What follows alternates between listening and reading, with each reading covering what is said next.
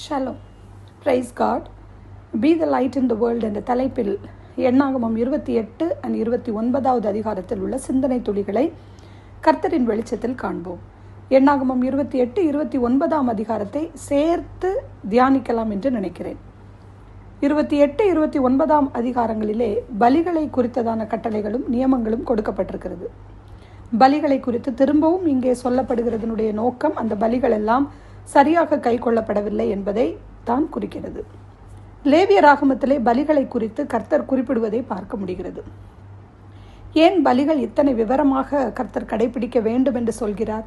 ஏன் இந்த விளக்கம்? ஏனென்றால் பலிகள் ஆண்டவராகிய இயேசு கிறிஸ்துவினுடைய சிறப்பினை இது நமக்கு சுட்டி காட்டுகிறது.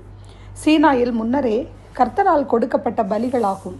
மாறாக சில பலிகள் கானான் தேசத்தை அடைந்த பின்னர் கை கொள்ளும்படியாக கூறுகிறார். முதலாவது சந்ததி வனாந்தரத்திலே மாண்டு போனதால் புதிய சந்ததிக்கு இந்த பலிகளை குறித்ததான கட்டளைகள் மீண்டும் கொடுக்கப்பட வேண்டும் என்ற கட்டாயம் உள்ளதை நாம் உணர வேண்டும். எண்ணாகமம் 28, 1-2 வசனங்களிலே தினந்தோறும் பலி நிறைவேற்றப்பட வேண்டும் என்று கட்டளையிடுகின்றார். அது ஒரு ஆசாரியனுடைய மேற்பார்வையிலே நிறைவேற்றப்பட வேண்டும். பலி செலுத்துவதற்கு அதிக நேரத்தை எடுத்துக்கொள்ளும். ஏனென்றால் ஜனங்கள் தங்கள் இருதயத்தை ஆண்டவருக்கு நேராக ஒருமுகப்படுத்தி தேவனை ஆராதிப்பதற்காக தங்கள் இருதயத்தை பக்குவப்படுத்துவதற்காக இந்த நீண்ட நேர பலிகள் செலுத்தப்படுகின்றன.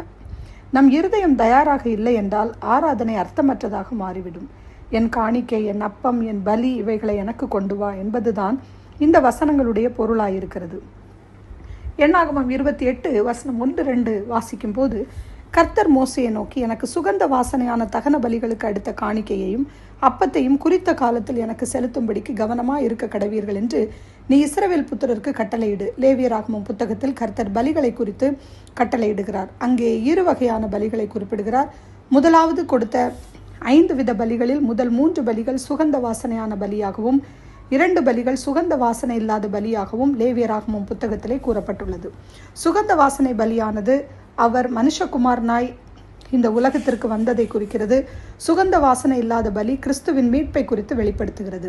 சுகந்த வாசனை பலிகள் என் காணிக்கை, என் பலிகள், என் அப்பம் என்று குறிப்பிடுகிறார். இதுதான் அதாவது கர்த்தரின் எண்ணம். அவர் பின்னாக நாம் செல்வதுதான் ஒரு உண்மையான ஆராதனை. கிறிஸ்துவை பற்றி தேவனுடைய எண்ணம் என்ன? தேவன் நமக்காக சிலுவையிலே எதை செய்து நிறைவேற்றினாரோ அந்த கிரியை குறித்து தான் அவர் திருப்தியாக இருக்கிறார் என்பதை காட்டுகிறது. நாம் அதில் இளைப்பாரி கொண்டிருக்கிறோமா? மத்தேயு 11:21 வருத்தப்பட்டு பாரம் சுமக்கிறவர்களே, நீங்கள் எல்லாரும் என்னிடத்தில் வாருங்கள், நான் உங்களுக்கு இளைப்பாறுதல் தருவேன். நாம் அவரிடத்தில் இளைப்பாறும் போதுதான் அது ஒரு உண்மையான ஆராதனையாக இருக்கும். தேவன் யார்? கர்த்தர் தேவகுமாரனை பற்றி என்ன எண்ணம் கொண்டிருக்கிறாரோ அதே எண்ணம் உள்ளவராக நாம் அவரை பின்பற்றுவதையும் உண்மையான ஒரு ஆராதனை என்று சொல்லலாம். எண்ணாகமம் 28, 3 வசனத்தில் வாசிக்கும் போது நாள்தோறும் கர்த்தருக்கு தகன பலிகளை செலுத்த வேண்டும் என்றும் பார்க்கிறோம். தகன பலி கர்த்தராகிய இயேசுவினுடைய மனித தன்மையை குறிக்கிறது. அந்த தகன பலியானது தகனிக்கப்படும் போது எல்லாம் புகையாக மேல் நோக்கி அது தேவனிடமாய் செல்கிறது. பலியினுடைய நோக்கமே தேவனை நோக்கியதாக இருக்க வேண்டும். அப்படி என்றால் கிறிஸ்து மானிடனானார். கிறிஸ்து பிதாவின் மகிமையை எல்லாம் துறந்து மானிடனாக நம்மை நோக்கி வந்தார். சிலுவையிலே தன்னை தகன பலியாக ஒப்பு கொடுத்தார். இயேசு கிறிஸ்து பிதாவிற்கு உகந்த ஒரே பலியாக தன்னை ஒப்பு கொடுத்து தேவனுக்கு தூரமாக இருந்த நம்மை தேவனுக்கு சொந்தமாக்கினார். இதுதான் தகன பலியினுடைய நோக்கம். நம் பாவங்களை நாம் அறிக்கையிடுவது, நாம் கிறிஸ்து நமக்கு கொடுத்த ரட்சிப்பை நாம் உடையவர்களாய் இருந்தால் நம்முடைய இருதயத்தை அர்ப்பணிப்போம் என்றால் அதுவே ஒரு மெய்யான பலி. கர்த்தருடைய சமூகத்திலே நாம் எல்லா நாளும் மகிழ்ச்சியோடும் சந்தோஷத்தோடும் வர வேண்டும் என்றும் பண்டிகைகளை மாத பிறப்புகளையும் ஆனந்தமாக ஆசரிக்க வேண்டும் என்றும் சொல்லுகிறார். இதைத்தான் எண்ணாகமம் 29 அதிகாரம் கூறுகிறது. ஆனால் லேவியராகமம் 23, 27 வசனத்திலே அந்த 7ஆம் மாதம் 10ஆம் தேதி உங்களுக்கு பாவ நிவர்த்தி செய்யும் நாளும் சபை கூடும் பரிசுத்த நாளுமாய் இருப்பதாக, அப்பொழுது நீங்கள் உங்கள் ஆத்துமாக்களை தாழ்மைப்படுத்தி கர்த்தருக்கு தகன பலி செலுத்த கடவீர்கள். எண்ணாகமம் 29 அதிகாரம் கூடார பண்டிகைகளுக்கு செலுத்த வேண்டிய காணிக்கைகளை பற்றி நிறைவடைகிறது.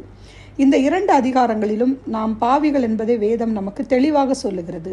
நாம் கர்த்தரிடத்தில் நெருங்கும் போது பாவிகளாகிய நமக்கு ஒரு இரட்சகர் தேவை என்பதை நாம் உணர்கிறோம். கர்த்தர் பாவத்தை வெறுப்பதாலே நாம் சந்தோஷமடைய வேண்டும்.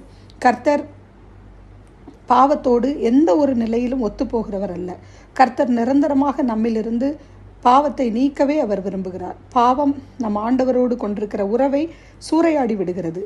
நம் பாவங்களை இயேசுவிடம் அறிக்கையிடும் போது அவர் நம் பாவங்களை மன்னிக்கிறவராக இருக்கிறார்.